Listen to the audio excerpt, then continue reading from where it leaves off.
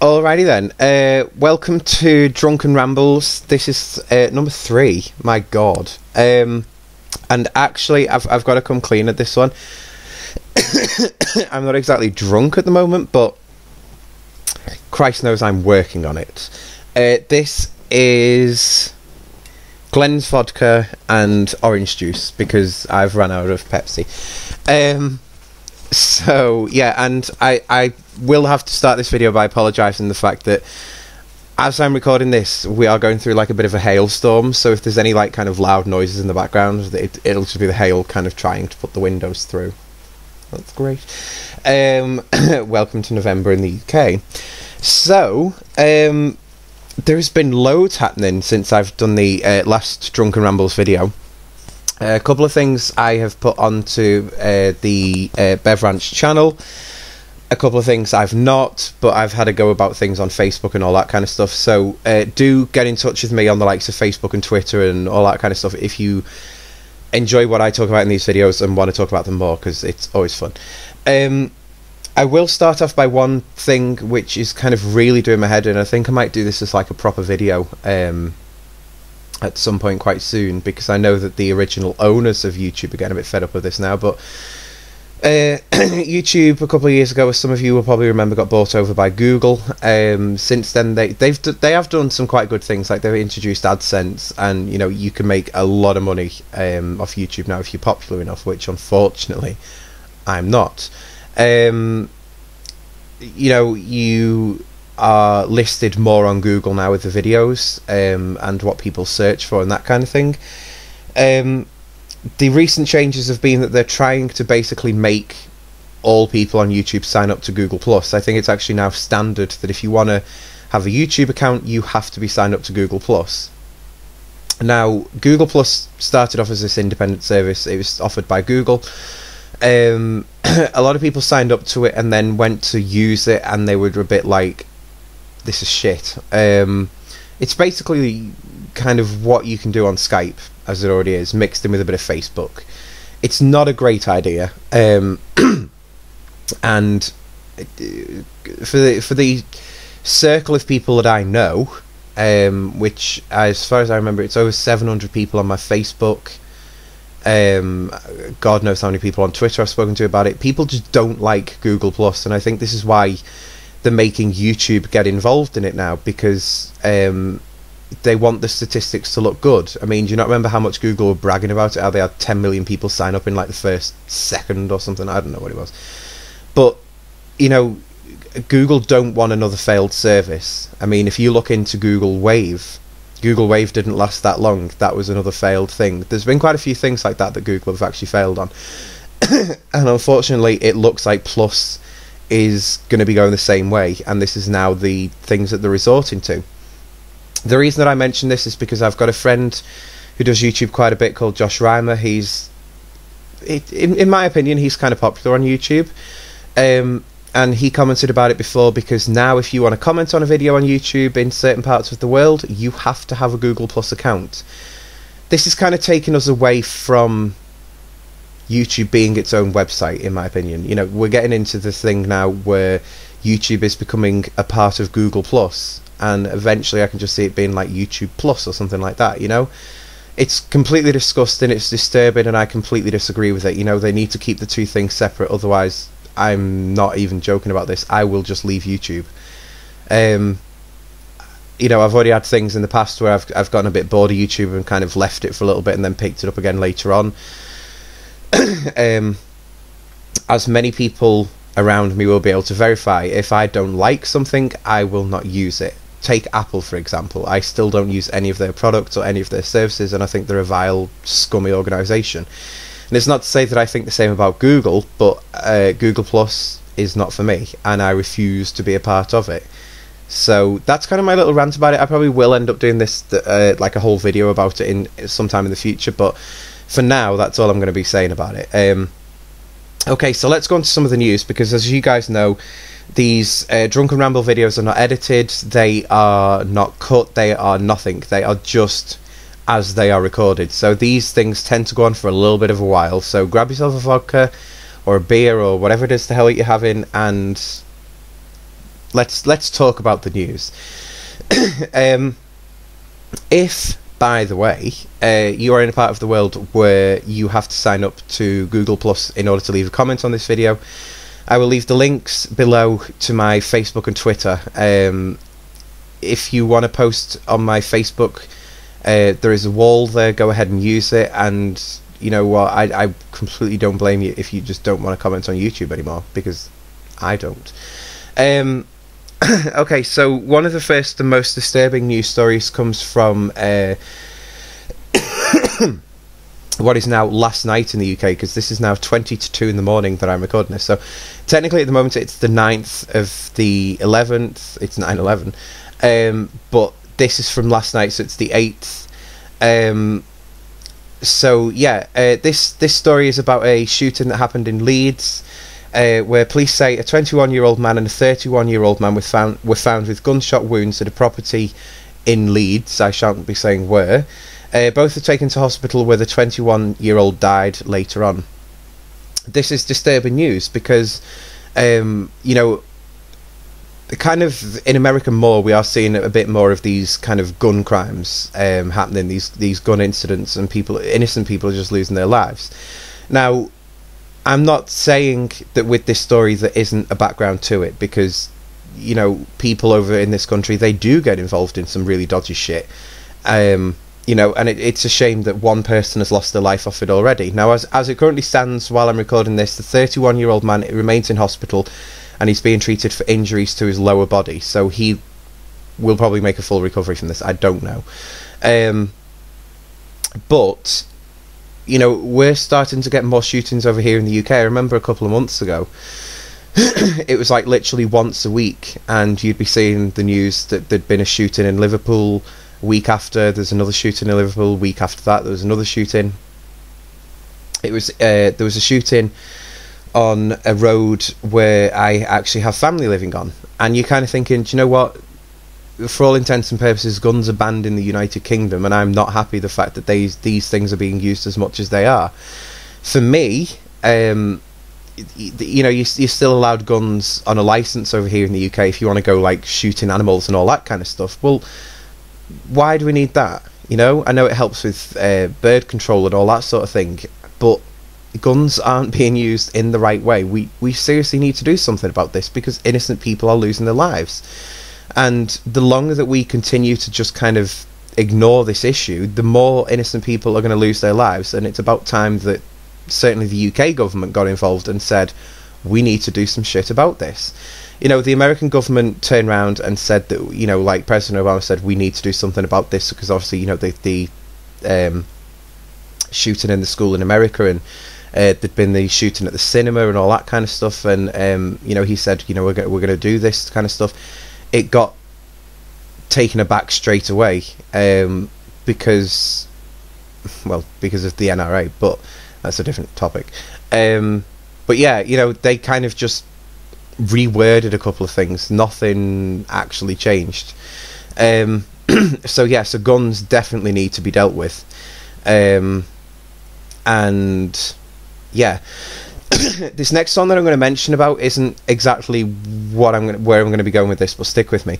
There's a refrigeration company in the United Kingdom which is making 232 people redundant. It's a fridge repair firm that has gone into administration. It's made 232 people redundant, with more people under threat. It's keeping 119 of its staff as it tries to sell off bits of the business, but it's basically a major job loss, which it is. Now, the point that I'm going with here is that, you know, for all of this stuff that we are told in the press, saying about these government statistics that come out by the Department for Work and Pensions, saying, you know, well, X amount of people got into work, and all this bullshit that they put out, what they neglect to mention is the fact that the UK economy isn't growing as much as they wanted it to, or as it should be doing. You know, I know it's sad for those 232 people that have lost their job there. There is a bank which has a call centre literally about a 15-minute walk away from where I live. They've announced quite a few redundancies from there, because the bank is kind of in the shit at the moment. things are really not doing well, and that's in the financial sector. Basically, the reason that I'm mentioning about this is because a lot of people and a lot of news channels and all this sort of thing are trying to say things are improving for the UK economy, and the truth of the matter is it's not. Things are just as bad as they were 4 years ago. I mean, okay, there's probably less firms that are closing, but the fact is, if I want a night out around here, well, I've actually got to go on Google and check which pub is open, because they just keep closing. It's making it so hard to find work, and I think that a lot of people don't actually appreciate just how hard it is to find work in this current climate. Now, with all these companies that are, making more redundancies, something is seriously going to have to snap here. And I genuinely don't think that these governments, and this is like right across the board, but I don't think that any of these governments that are in at the moment, or even stand a chance of being voted in, I don't think that any of them actually have the answers that we need. They don't know how to recover us.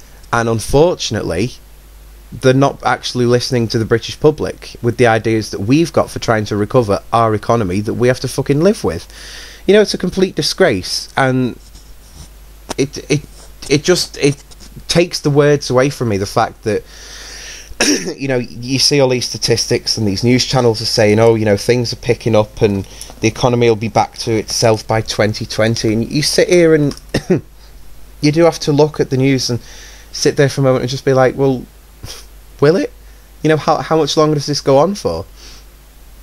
It's kind of no secret on here that it will now be over a year ago I went to Canada. Do you know what? Canada is literally fine. They genuinely don't have any of these problems that we're having. And I still talk to my aunt and uncle, and they say about how that they have to question how people in the United Kingdom can basically afford to live, because our cost of living is so high, and yet our pay packets are so empty, and it's unbelievable. And they're not touched by any of these bad finances. That they're still actually doing quite well, and I think it's only one of them things that you have to go over to a country that isn't in a recession to see how normal life actually is, because the way that things are in the United Kingdom is completely disgusting. I hate the way that life is in this country at the moment, but there's not a lot that you or me can even do about it. This next news story that I'm picking up on is to do with Alton Towers. Some people will have seen in the news recently that a Smiler, which is a ride of theirs, got closed down. It was closed on Saturday and reopened on Thursday. So, yeah, we're on Saturday now, so 2 days ago. And this is kind of like a little bit of a... This is where I geek out. Because I have this really strange obsession with rides and who makes them and all this kind of thing. The Smiler, according to that news article, is £18 million. I'd read elsewhere that it's 14 million, but whatever. It's one of these like state of the art roller coasters. It's world first because it's got 14 loops in it, and there's one of the chain lifts that's vertical on it, and if that bit breaks down, it reverses the train back into this little holding bit, and it's amazing with some of the things that it can do, and it really is like state of the art stuff. But ever since Smiler opened earlier this year, it's been plagued with problems, and I do have to admit at this point, Alton Towers, when they open a roller coaster, they don't just open a roller coaster. It is like the latest, world first, record breaking, all this kind of stuff. So of course they always have to go with the state of the art technology, and unfortunately the technology is that new, it can't run perfectly straight away, so they are prone to problems, which is why I've not visited Alton Towers this year, because it's the wrong year to go. They've got this new roller coaster, let them do the first season with it, let them get all these little teething problems out, and then go and visit it. Well, only this year, the Smiler has basically it's broken in every way possible. Let me just have a little look at the bottom of this article, because it says here, right. The ride opened in May and includes a drop of 98 feet and 14 loops. Its closure follows an incident on the 21st of July when 48 people had to be rescued. It also closed again in August for 5 days due to a technical issue. Now, one of these issues, I'm not sure which one it was actually to do with part of the track. And you're kind of thinking, well, should I be a little bit worried about this? Well, the latest incident, which made the ride close on Saturday just gone, was because there's guideline wheels had fallen off the roller coaster. Yeah. An £18 million ride, and they can't get the wheels to stay on the fucker. Like, seriously. I'm not smiling. You know, Alton Towers is an amazing place. If you ever want to go. And the amount of people that I've seen posting this story on Facebook, and they're all worried about it, and you know, the questioning ride safety and all this kind of thing. And I've got to be completely honest with you. You know, the whole point of you going on any like kind of fairground or amusement park ride is to, you know, have yourself thrown around and wonder, you know, like risk yourself kind of sort of thing. That's the whole point of it. You know, it's to get your adrenaline running, and you are so safe on roller coaster rides and well, I call them static rides, but you know, like a mobile travelling fair. You are so safe on these rides, it is unbelievable. And the way that you can kind of put this into perspective with people is, you know, you get these people and they say, oh, I couldn't go on that roller coaster. Oh my god. What if the restraint's open? You know, you'll just die. And you're like, well, yeah, you would, but you get into a car every day. How many people die on a road every day? And you're worried about a roller coaster? How many people have died on that roller coaster? In fact, how many people have died on roller coasters throughout history? And then compare that to like how many people die on a road per year. You know, like the statistics are out there if you want to go and look for them. And you are so safe on these rides. Now, obviously, it is going to bring into question people's safety on these kind of rides, and I would personally do exactly the same thing. You know, I would definitely think twice about going on the Smiler. But still, you know, this is one of them things. Like, freak accidents will happen, and you know, Alton Towers do get the latest kit in to kind of entertain you in the way that they used to put it. But you know, you are still safe, and this is a company that has got an image to keep, like a good image to keep, and they're not going to risk having people dead at a theme park, because that does not bring them good publicity. That brings them downturn of sales, and they don't like it when there is no money coming in, because their investors get pissed. So yeah, that was kind of all I wanted to really say about that one. This one is... Shall I do that? Oh no, I'm going to save that one for last. Right. So this next one is about the Tories defending an EU referendum plan amid Labour blocking efforts. Now, this is to do with us leaving the European Union, which I, by the way, want us the fuck out of it. I don't like us being involved in it in the slightest, and I don't see the point in us being involved in it, because we are supposed to be the United Kingdom. We are supposed to be, you know, these separate countries brought together and, you know, united as one we stand and all this kind of crap. Fucking bullshit should we be getting involved in Europe. Have you seen the state of that thing at the moment? I mean, for starters, look at the state of the euro. Really? Do you want to be getting involved in that? Really? You know, and you get all these companies that turn around and they go, oh, well, you know, if we back out of the EU and, you know, we'll have a downturn of business. Fucking bullshit. If you're making a product, it doesn't matter where the fuck in the world you make that product, they're going to buy it from you if your product is good enough. You know? It doesn't matter where it's from. I will look at anything on eBay, wherever it is in the world. If I want that item, I will get it, you know? It's just, it's so much bullshit. And actually, having looked at this and looked at surveys and, you know, spoken to people about this, and do you know, it actually seems like a fair majority of the voting public in the United Kingdom actually want us out of the EU altogether.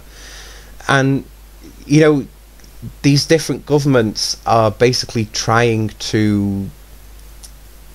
It is like the flirting with the idea of it and kind of dangling it like a bit of a carrot in front of our nose, but you know what, I don't think either of them or any of them are going to actually put it to a public vote and say, do you want us to be a part of the EU or not? And do you know what, I personally think we're better off out of it. You know, leave Europe to go on and do its own thing. You know, Europe's big enough as it is already. So yeah, let's just get out of it. But you know, there's news saying that they've delayed a vote on it now, and they're not even discussing it until next month, and all this kind of bullshit. Just let us leave already. You know, it doesn't take that long to do a vote on it. Okay, so this final news story they're going to touch upon is again to do with politics, and it's saying that the Prime Minister has backed Ian Duncan Smith over universal credit failures. For those of you that don't know what universal credit is, it's basically it's to do with the benefit payment system over here in the United Kingdom. There's several changes that they want to bring in and are trialling in several areas around the UK, and it is failing miserably. It's failing in more ways than I think even the bosses at the Department for Work and Pensions initially expected. With the universal credit switchover, of course, it needed new computer systems and all this kind of thing. Well, they spent fucking millions on these computer systems and now actually can't use them.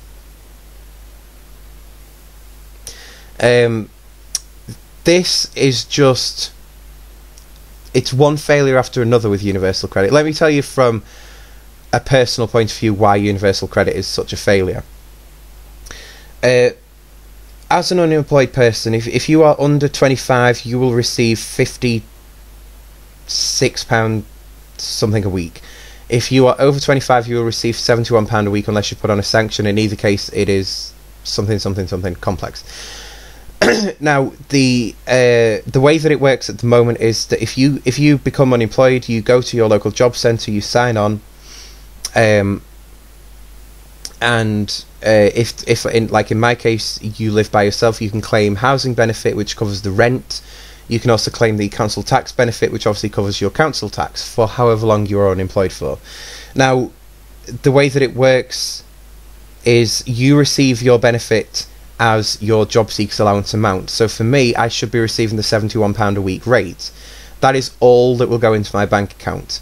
The council tax benefit and the housing benefit gets paid either directly to my landlord or to the council, which obviously I'm living in council property, so it's literally from the council to the council with love. That's the way that the system works at the moment. I love it like that because I know that, okay, yeah, you know, I'm on a sanction at the moment, so it is my usual job seekers amount, which is the £71 a week minus the 40%. I don't know why they take off 40%. It's basically to save them a bit of money.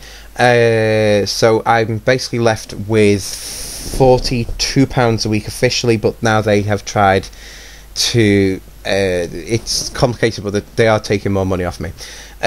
Now, under the universal credit system, I would receive all of that money into my account.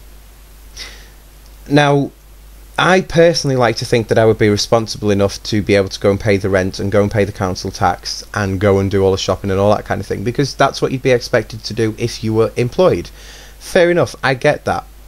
But the actual amount of money that you are estimated to live on, this £71 a week, right? That isn't enough to have a decent standard of living on at all, because that's got to cover all of your bills, all of your living expenses, and there is never anything left over. You know, you can't have a social life while you are on benefits. It's, you know, unless someone else is paying for it, but it's bullshit the way that it is. So what they've done is they're doing these trial areas at the moment. I think one of them is in Manchester at the moment with one of the job centres there. And everywhere around this country, the Citizens Advice Bureau are getting complaints and complaints and complaints about this, but the government just will not listen. So it's coming into the press now saying that you know, this universal credit is such a failure, and it is a massive failure, but yet the governments still want to press ahead with this. And it's like, well, why do you want to press ahead with this? You know, it is going to cause so many people to become homeless. You know, it's going to cause backlogs with rent. You know, you're going to see them little signs in the window again saying no DSS and all this kind of stuff, because, you know, how can you trust someone to be paying the full amount in rent when they haven't got enough food to put in their cupboards? You know, it's just not, it's not possible to live like that. And yet we're still expected to do it, and it's wrong. The system years ago used to be like that. You used to get one amount and you'd go and pay your rent, and you'd go and pay your council tax, and you'd go and pay this and go and pay that. That's the way the system was, and it got to being that bad that they had to bring it in where they said, okay, if you claim housing benefit, we're going to pay it to your landlord, and if you claim council tax benefit, we're going to pay it directly to your council. This is all you're going to receive. That is fine. I can live with that. Well, I can't really, but it keeps a roof over your head at the end of the day. Whereas this universal credit system is going to be completely fucked up. It also takes people, at the moment it works on a fortnightly basis, so you basically get paid every 2 weeks. With the universal credit thing, you go onto a monthly payment as well, which is going to cause even more problems, because you are going to get people that will go out there and they'll do enough shopping for like, what, 3 weeks or something like that, and they'll be like, oh my god, I've got this amount left over in my bank account, right, okay, let's go and, you know, get a couple of beers in or something like that. And it comes down to the last week, what have they got to eat? Exactly. You know, universal credit is a failure. It was a failure from when they had the idea about it, and Ian Duncan Smith is an absolute pitiful excuse of a man, and I want nothing to do with him. So that's kind of it, really. But yeah, that's my little look on the news, and that's my kind of thing for going through at the moment. I know this has been a long video, but thank you very much for watching, and letting me have my little drunken ramble. And like I said before, if you do want to get involved in the debate, then have a little look in the video description bit below, because my Facebook and my YouTube, my Twitter, the links to them will be in there, and you know, you can always get in touch anyway. And yeah, so I will speak to you guys soon.